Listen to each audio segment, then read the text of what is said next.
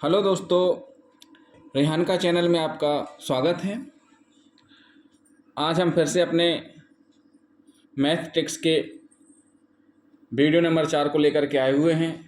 पिछले वीडियो में हमने मल्टीप्लाई यानी गुणा के बारे में पढ़ा था। इस वीडियो में हम भाग यानी डिवीज़न के बारे में पढ़ेंगे। मल्टीप्लाई गुणा और भाग दोनों एक दूसरे के अपोजिट हैं यानी उल्टे हैं।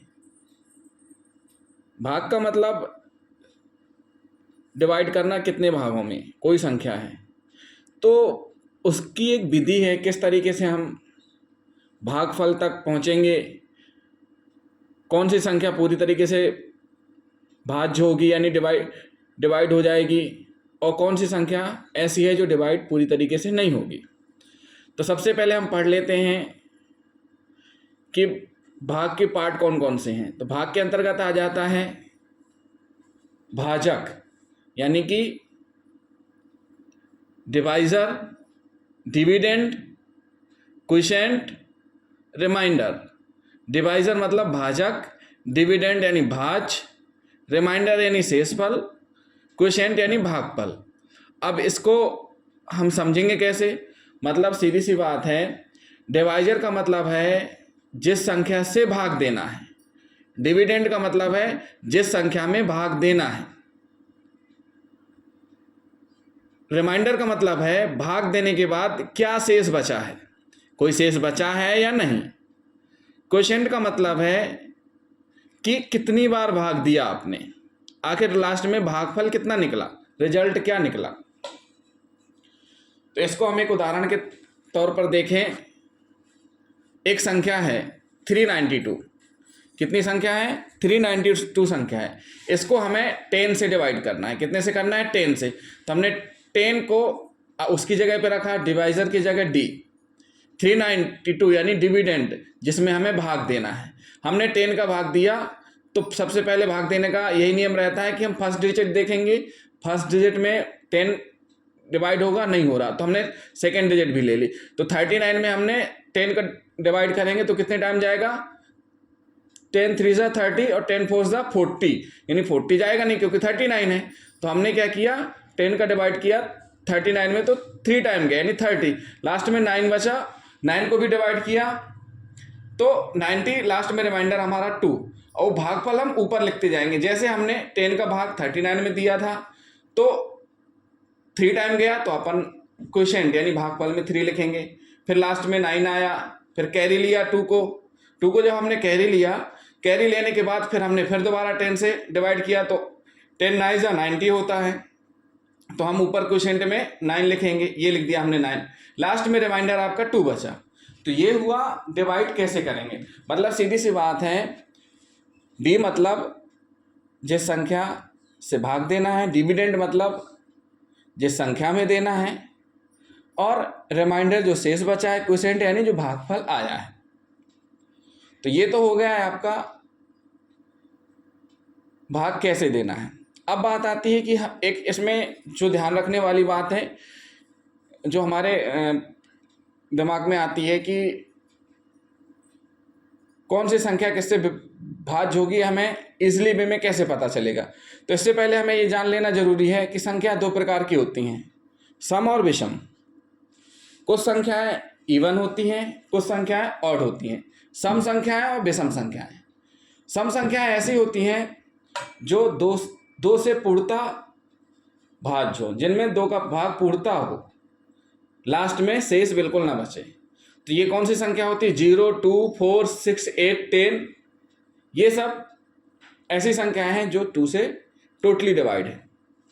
विषम संख्या, ऑड संख्या।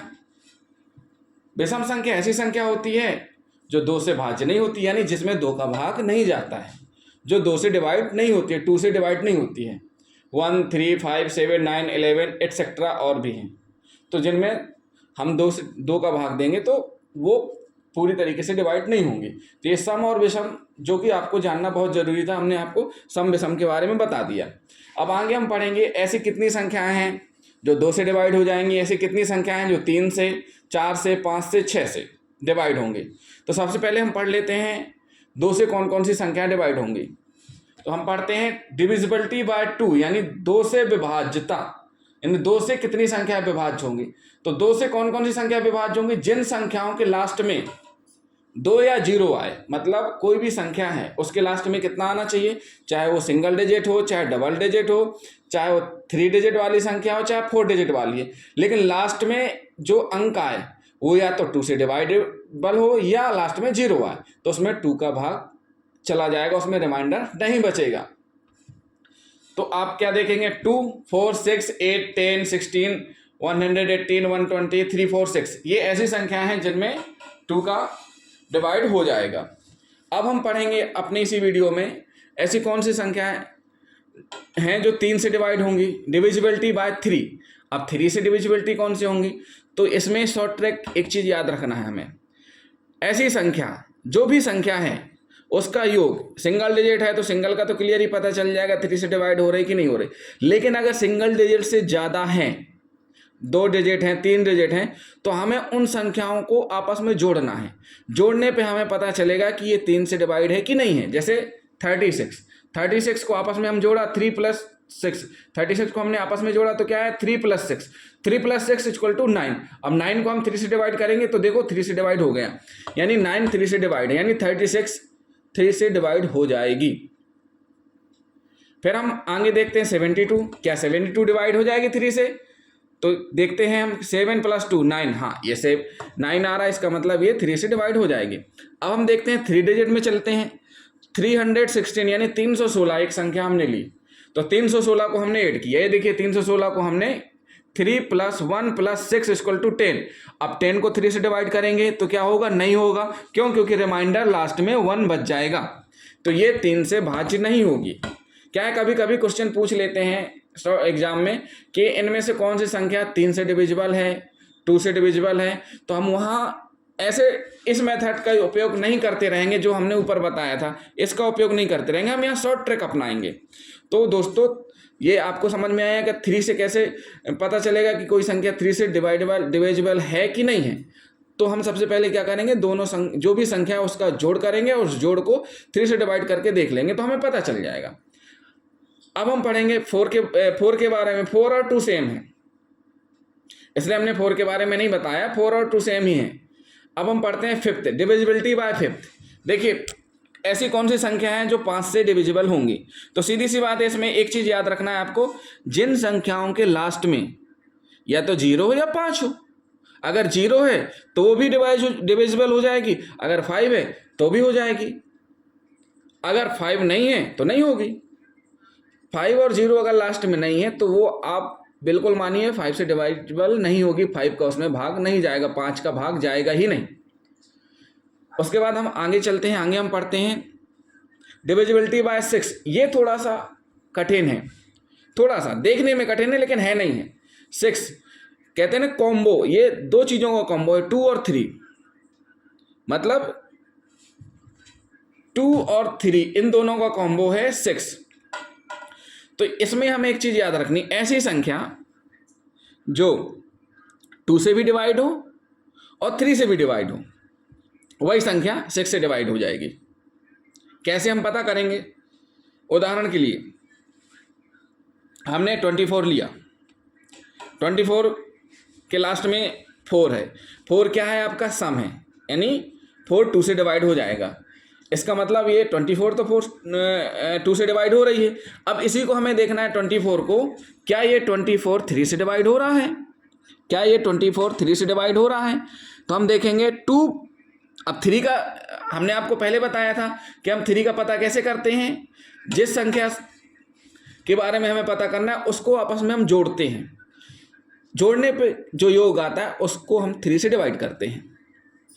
तो अब हम क्या देखेंगे, यहाँ हमने 2 + 4 = 6 किया, 6 जो 3 से डिवाइड हो जाता है, ये 6 आया तो 6 डिवाइड हो गए, लास्ट में बिल्कुल भी नहीं बचेगा, ये डैश जरूर लगा है लेकिन ये 1 नहीं है, आप इसको 1 मत समझिएगा। तो 3 का डिवाइड 6 में करेंगे तो टोटली कितना हो जाएगा? 2 हो जाएगा, यानी कि ये संख्या 24 3 से और 6 से दोनों से डिवाइड हो रही है। अब दूसरी संख्या उदाहरण देख लेते हैं। ऐसी कौन सी संख्या है जो 6 से नहीं होगी, कैसे पता चलेगा? अब देखिए 92 है, 92 लास्ट में 2 है, यानी सीधी सी बात है 2 से डिवाइड हो जाएगी। क्या 92 3 से डिवाइड होगी? तो हम 9 और 2 को ऐड करेंगे आपस में। हमने 9 और 2 को ऐड किया, ये देखिए ऐड किया हुआ है 9 और 2 को, 11 आया। 11 को हमने 3 से डिवाइड करने की कोशिश की तो समझ में आया कि अरे ये तो डिवाइड ही नहीं हो रहा, लास्ट में 2 रिमाइंडर आ रहा। इसका मतलब 92 6 से डिवाइड नहीं होगी।